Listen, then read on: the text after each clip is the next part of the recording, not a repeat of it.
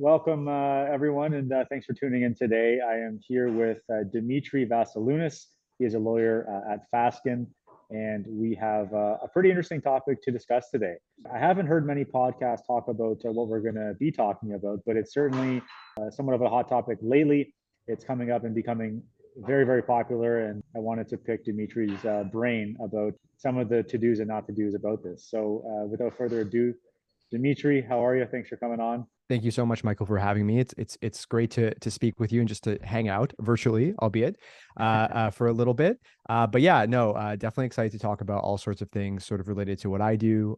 Just to provide a bit further context as well, I do trust and estate planning at Fasken. So we help all sorts of different families with different family wealth planning matters. So setting up trust funds, doing wills, doing powers of attorney, corporate and tax planning related to those sorts of things. So like estate freezes, for example, reorganizations, other sorts of tax planning. So we do a fair amount of that. Something else that I do that I find pretty interesting is domestic contracts. So marriage contracts and cohabitation agreements. Often, we'll do them for like a younger generation, we'll say, in the family, for the families that we help. But certainly we have like individual clients who are in different phases of life as well. Some people do it after a second marriage. Some people do a cohabitation agreement. Maybe they're not going to get married, but they still sort of want to have something in place. So we do all sorts of those as well. And it's definitely something that we are seeing people wanting more and more for sure. So a really interesting area of the law to talk about as well. Definitely. Now, are you finding the clientele, the public are reaching out to you to do this because they're aware of the importance of it, why they should do it, or is it more of an educational thing where you have to like kind of educate first and they'll come second? I honestly do think that like just based on like my friends, for example, and just people I Yeah. know in life, like people know that I do marriage contracts. Like that's one of the first things they'll ask me, right? Like they're like, oh, like you do prenups, right? Like a prenup. Yeah. And yes, like that's what it is. Although in Ontario, it's technically called a domestic contract, right? Okay. But yes, that is what we do. Prenup is a little bit of a misnomer because you can actually sign a marriage contract after you get married. It's only up until you get divorced that you actually cannot sign one. And even then, if you're getting divorced, you need a separation agreement, right? So like we definitely do those, and I get a lot of questions about what are the marital rights, right? Not just in terms of like if you get married, but also in terms of cohabitation and like what is a common law spouse in Ontario, for example. There's really under the law, the applicable laws for folks here in Ontario, there are two kind of definitions of common law spouse. One is the Family Law Act definition, which is 3 years of continuous cohabitation in a conjugal relationship. That's like the phrase under the Family Law Act, and that's the definition you want to meet if you want to apply for something like spousal support. If the couple separates, there's also the Income Tax Act definition, which is just 1 year of cohabitation, actually. So it's not the same thing it's not as rigorous, I would say, as the Family Law Act. So I definitely get a lot of questions about that. Obviously, I do get questions more so on like estate planning too. Right. But I think marriage contracts are the things people are most interested in. I think especially people like in my age and my generation, Michael, I don't know how old you are. I'm 31 for reference, right? So definitely like I've seen a lot of marriages lately, and I know people who've gotten contracts, people who've not gotten contracts. People were asking me about it, right? Having friends who are getting contracts done at different firms, asking me if I could just take a look, right? Like things, all Yeah. sorts Yeah. of things like that. So it's just interesting to kind of see the attention being paid to it. I think like I actually wrote a blog post about this last year on the All About Estates blog in terms of and the title of the post is, are domestic contracts becoming more popular? I think that they are. I think that people realize like obviously you get married with the intent to stay with the other person, Of course. but I think people realize that a relationship isn't necessarily, and I'm not a relationship guru by any means, but a relationship is not necessarily like a fairy tale and it'll have a happy ending, right? People change. You don't know how you're going to change 5 to 10 years from now. You don't know how your own feelings are going to be, let alone your partner's, right? Things happen, things come up, right? So I think like the younger generations of people are a bit more realistic about that. And I think like marriage contracts now seem a bit less like a taboo and sort of like, yeah, we can't do it because it means we don't believe in our relationship sort of thing. I do think more people are more realistic about it now, especially in this day and age where cost of living is so important. And especially when you have a lot of folks in the younger generations who just to buy real estate, just to buy a home, right? They're relying on gifts from their parents, right? A lot of the times we see the parents who are sort of like I don't want to say imposing, but strongly suggesting their kids to get marriage contracts. So that is definitely something we are seeing a lot, and it can cause turmoil sometimes, for sure. The parents might want one sort of like the contract to look one way, I should say. The child might want the contract to look another way. So it's definitely something we see a lot. But it's a roundabout way of answering your question. But yes, I do find people are paying attention to it more, and I do find it's a sort of hot topic and of interest for people, 100%. Are you finding there's a level of sensitivity to kind of bringing it up or talking about it when you're sitting with a couple? And it's like, I guess it could be somewhat of a sensitive topic, or are you finding people are just more kind of like objective to it and just know it's a necessary evil and they have to do it? So let me clarify in sort of two ways. So one, let's say it's just a client, like somebody, like let's say not my friends, for example, because that's a Yeah, different situation. But yeah, if it's a client, in my experience, we're actually not interacting with the other spouse, right? We're interacting with the other spouse's lawyer. So to get a marriage contract here in Ontario, like both sides need to have legal counsel, or else the contract is basically pointless, right? Like each person needs to know sort of what they're signing up for, and or what they're signing away when they get a contract. So it's actually not often that we deal with the other spouse. We're usually contacting through the other spouse's lawyer, right? I do believe, I think there are times where it might be important to get both the spouses and the lawyers sort of at the table. But in my experience, we're just more so dealing with the lawyers. That's what the clients are paying us to do, right? To deal with the negotiations on our end. Obviously, some of the couples are talking about this on their own, and I've not been in that position myself, right? But I can imagine it's a little awkward, right? It's like the person you're like living with, right? You're like going to sleep next to, right? Like, and meanwhile you have this sort of like ongoing contract and fighting about money a little bit, right? I think I'm pretty like I'm pretty lucky in terms of like my experiences with marriage contracts, because I haven't had too many like super sort of like volatile situations, right? Or super sort of contentious situations. Absolutely, we've gone back and forth with counsel, and we've pushed back on terms. We've had to concede to certain terms, right, in certain situations. But I find like generally speaking, my experience has been sort of okay on that. That's not always the case, and it really depends on the lawyer that you sort of hire as well. So I think for anyone there, you also want to do your due diligence in terms of like if you're hiring a lawyer, right? Or if you're recommending like sometimes even like our client will ask us for recommendations, and we'll provide a list, right, of different people. We don't want there to be any sort of like bias or anything like that, but we just try to say, hey, listen, these are the folks that we found are reasonable. They have to advocate for their clients. We want them to advocate for their clients, right? Like that will make sure that the contract is sort of like, not attackable in a court. So somebody doesn't go back after and say, oh, my counsel didn't advise me properly, or something like that. But again, sorry, another roundabout way of answering your question, just because I get so excited about this topic. yeah. Definitely, we don't really speak with the other spouses when it comes to our clients, right? Doesn't happen that often. For my friends, though, sometimes I have like friends, and both of the members of the couple are there, and they're just sort of asking me on an informal basis, right? And I have to say, Yeah. listen, like, I'm not representing either of you. Here's just some information and just my experience, just as I'm talking to you now, right? And it's interesting to see sort of people's reactions when I explain certain things or say certain things, for sure. So I don't see everything. It's really the client or the person entering into the contract that has to deal with that at the end of the day. I deal with the other lawyer. Like that's what my job is.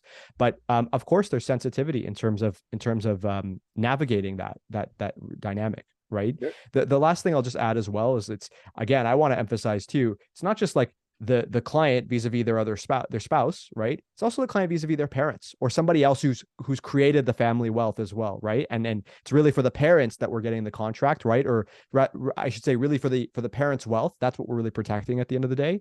That becomes an issue as well, 100%. Sometimes the kids are reluctant to have the contract and to cause problems in their relationship, and they trust the person that they're with, right? And the parents are saying, listen, like, we don't know what's going to happen in the future. I've been in those situations as well, and that's difficult. That's really tough. Is that something that could complicate it, or would that be one of the main complications of marriage contracts, is dealing with the spouses, like families, wealth, businesses, like that sort of thing? Is that one of the kind of the main variables that could really make something complicated and maybe more difficult to get through? Definitely can cause tensions depending on the circumstances. Some kids are like, yep, whatever my mom and dad want, I'm fine with that, right? Some Mhm. kids are like, no, listen, I don't know if this is fair. I want to treat them fairly, right? They might have different views. You cannot be patently unfair in a marriage contract. First of all, for example, like if the spousal support, there's specific provisions in the Family Law Act that state that, if the spousal support provisions in a contract produce a quote unquote unconscionable result, that's the language that they use, then there's ways to attack there are ways to attack the contract on those grounds. So it cannot be patently unfair, but nonetheless, you do see parents and you do see kids sort of have disagreements sometimes in terms of the contract. Keep in mind too, often we're getting the contract signed before the parties get married. So it's like you have the impending pressure of the wedding, doing all these things, getting the hall, whatever, dancing, venue, DJ, food, all that stuff, right? And then you also have this contract looming over your head as well. And it's like they want to get it signed before they actually get married, just to have that sort of utmost protection. So that tension, that is a tension. We also have to be careful as lawyers too, because we have to step back and ask ourselves, who is the client, right? In the marriage contract case, the spouse is our client, not the parents, right? But in many cases, the parents may be existing clients of ours because we're helping the family, right, with different matters. So we have to really, we listen to our client at the end of the day when it comes to a specific matter, right? And we can't go against what our client is saying if they are our client. So we as advisors also have to sort of navigate through those tensions as well. And yeah, and the worst thing is when it comes to us in a time crunch, like it's 2 months before the wedding, that's usually not enough time to kind of go back and forth, draft the contract, etc. Sometimes we have to do standstill agreements as well. People don't know about those as much, but standstill agreement is basically we are suspending our marital rights for a year, right? So we can negotiate this contract. And then we extend the negotiation. So that's happened. Like I've been involved in that sometimes just because of the circumstances sort of that were involved for particular matters. And that's another solution too, to help sort of alleviate that time pressure a little bit. And that's a relief. But the drawback is, okay, well, now you're spending the next year of your marriage, right? Or the first year of your marriage, I should say, negotiating this contract still. And that may not be a pleasant experience for everyone. So you have the legal sort of considerations, you have the client management considerations, and of course you have the emotional considerations as well. For sure. Is the lawyer getting the invite to the wedding too, or that depends on? I've never gotten an invite to a wedding before. I'd love if some of these people, some of my clients have gotten invites to weddings, especially because some of them have like beautiful destination weddings and that sort of thing. So I'd love to be invited. Absolutely. No expectation by any means. Right. But yeah, you never know in the future if I'll be invited to one. You never know. Yeah, never know, never know. Now, one of the things that is sometimes included or often included in these marriage contracts is the use of life insurance, Yeah, right? absolutely. So what would be a scenario where like kind of why life insurance would be used, and how would that actually like take place? Yeah, so life insurance is something we're seeing more often. We're seeing counsel on the other side ask for it sometimes. When we are representing, because we've done it in the past, you sort of have, I guess, let's step back for a moment. Life insurance in a contract, usually it's the higher net worth spouse, will say.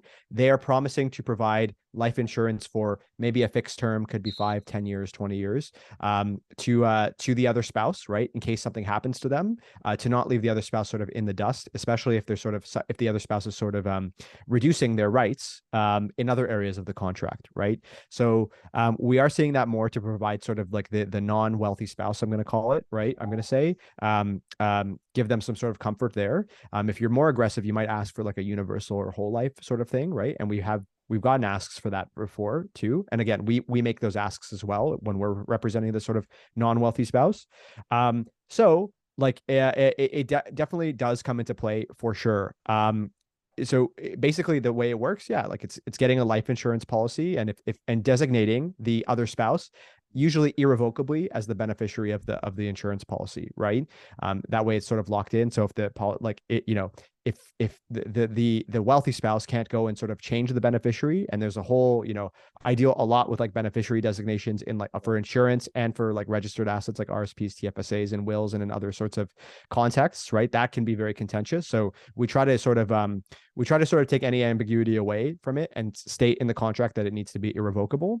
And yeah, I mean, it's really going to depend on the circumstances, right? A lot of the times in contracts, you'll see, like, especially when it comes to houses, right?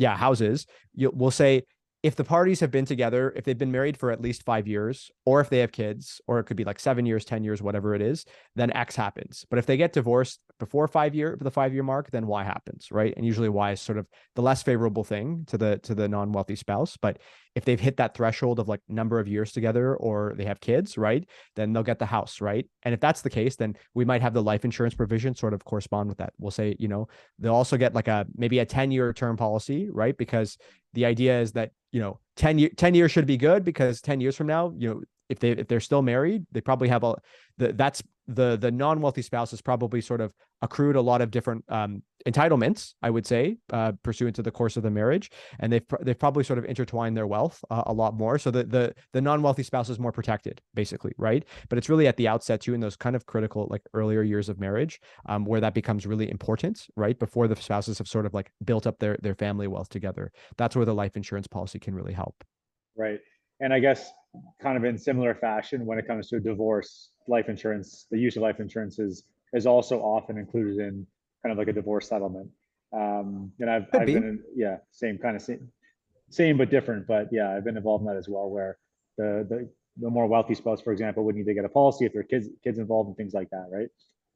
Yeah, absolutely. So, and this is what we always tell clients too, just because you're getting a marriage contract, right? Mhm. But A, it's, there's always ways to attack it, right? It doesn't mean they'll be successful. But B, keep in mind too, if you do get divorced, you will also need a separation agreement as well, right? Right. And there might be some, the point of the contract is to prevent the other side from going to court and asking for more. It's I guess no, I should say it like this.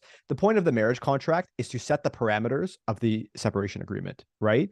But if insurance, if there could be concessions when you're negotiating the separation agreement, but then adding and as part of those concessions, like I guess if you're the non-wealthy spouse, you can ask for a life insurance policy depending on the context, right? And if you're the wealthy spouse, you can sort of like, you can sort of offer life insurance in exchange for something else, right? And obviously the divorce lawyers, they might also deal with issues like custody, child support, etc., right? Right. Sometimes what we say in our contracts too is leave spousal support to the law, right? We're not going to stipulate a formula for it, but X, Y, and Z will not count as income for spousal support purposes. Often it's like income from family corporations, income from family trusts, right? Anything that's there, I should say, you can't impute income from that to our client. If our client receives income, fine, right? But you can't sort of go above and beyond and sort of reach into the pot to grab more income for spousal support.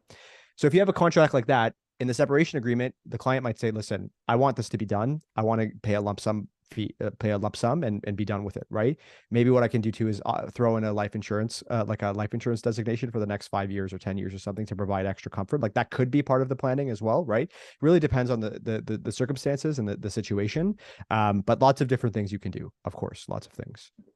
What would be the kind of the timeline, average timeline from start to finish of kind of creating a contract, marriage contract? Good question. It does take time for Okay. sure. I would say at a minimum, at least 3 to 4 months at a Okay. minimum. And why does it take, like, some people might say, oh, like that's such a long time, right? Like, why does it take time? Because remember, we're negotiating back and forth, and it's really hard to determine where the negotiations are going to go, because it's really going to depend. Like, if we are drafting the contract, we might do a term sheet first, right? So it's like a 3 to 5 page sheet of the key terms of the contract, send it to the other side. They could either say, yes, this is great, go draft the contract, or no, we disagree with this, we disagree with that, we want this, right? There's back and forth. Back and forth means we have to talk to our client and maybe our client's other advisors. They have to talk to their client. And this really takes time. And this is why you need to come to us the earlier, the better. I say 3 to 4 months minimum, but in the majority of cases, it's way longer than that, right? I would say like 8 to 10 months is a good, is a good like average, I would say, right? And you definitely want to give more time. So as soon as the clients like know they're going to get married, or even before they propose, but they know they're going to propose, they should come to us 100%, right? Most people, I would say, they do their wedding a year after they get engaged, maybe a little bit more, right? But if you know the engagement is coming or the proposal is coming, you should come to us right away. That's what I would say, because you don't want to put yourself in that stressful situation while you're planning the wedding, A, and B, one of the ways you can sort of overturn a contract is duress, right? You can say, I was pressured to sign this. I was forced to sign this. I felt like I had to sign it and just get it over with. Then, a few years later, if something happens, they can go back and say those kinds of things, right? To try to get the contract overturned by a court. So you definitely don't want there to be sort of any appearance of duress. That's definitely an important thing you want to try to not have. Okay. And what would be cause for, would people ever have to review it and make modifications if they had future kids or moved, or is there something in the future that triggers like another meeting with the lawyer? Oh, for sure, people can amend their contract if they want to after they've signed it, right? Like both parties have to agree to the amendment 100%, but they can. What you can also do in a marriage contract is make it mandatory to renegotiate a marriage contract, right? You can say the parties will come, the term of the contract is 10 years, right? So on the ninth year of the party's marriage, they should come back and talk to the lawyers and revisit things, right? And see how things have kind of changed, right? Because spousal support, let's think about spousal support for a second. Remember I said how it's like, if it produces an unconscionable result, then a court can sort of like invalidate a spousal support provision in a marriage contract. That's not just if the provision itself is unconscionable. It's also if circumstances have changed such that maybe one spouse is totally dependent on the other spouse, and the spousal support may have made sense at one time, but it doesn't make sense now because of the party's lifestyle. It can be overturned on those grounds as well. So you definitely, yeah, you can definitely like set a term limit for a marriage contract as well. I would say for us, it's not common that we do that, right? We try to sort of be inclusive and forward thinking in terms of what might happen in the future. But we also do like a lot of kind of specific contracts because we know for many of our clients, they're like the third generation family members of like a successful family, right? So we know we have to deal with family corporations, any present or future family corporations. We know we have to deal with family trusts, any present or future family trusts. And usually like protecting those assets is sort of the main goal of the contract. And if we're doing that, then we've achieved a successful result for our clients. But you know, in return, the other side might ask for things. They might ask for life insurance, and that's happened to me before. They might ask for funding of other assets like RSPs or TFSAs, or like even like a separate corporation just for like the benefit of the other spouse, like an investment corporation, right? To help the other spouse sort of accrue assets. You also need to look at the other spouse, like the non-wealthy spouse could still be working, right? Could still make an income, but we have this non-wealthy spouses who like are not working, right? Are not generating an income. Their primary, you know, their primary role in the sort of family unit maybe to take care of the kids, right? It's a little, you know, I don't want to say like stereotypical, right? But you know, one spouse is out working, earning income, whatever. The other spouse may be just taking care of the family, right? And that definitely happens. And you have to be more sensitive to those situations for sure, because it's a power imbalance. And again, you cannot, for a spouse like that, you cannot put in the contract that they get nothing. Like that's just not going to fly through a court. You know what I Yeah, mean? of course, of course, of course. Super interesting.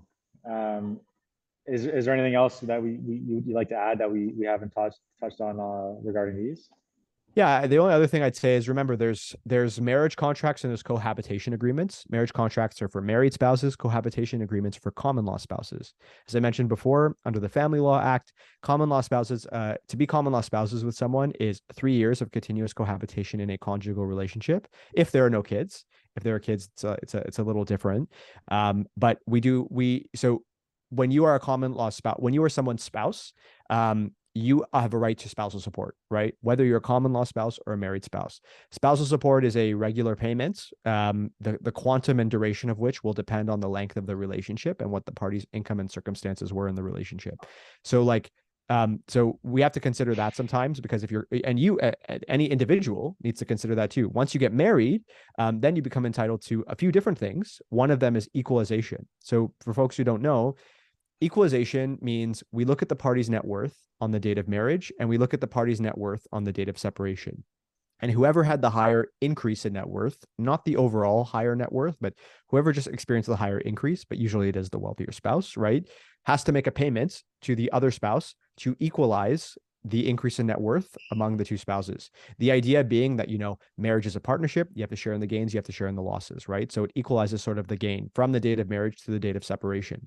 There's other rules as well. One of those is the matrimonial home. So if you're like getting married to someone and you are the sole owner of the house, let's say, or condo or whatever, like it's only in your name, and then the two of you live in that house, like it becomes the family house, family home, I should say.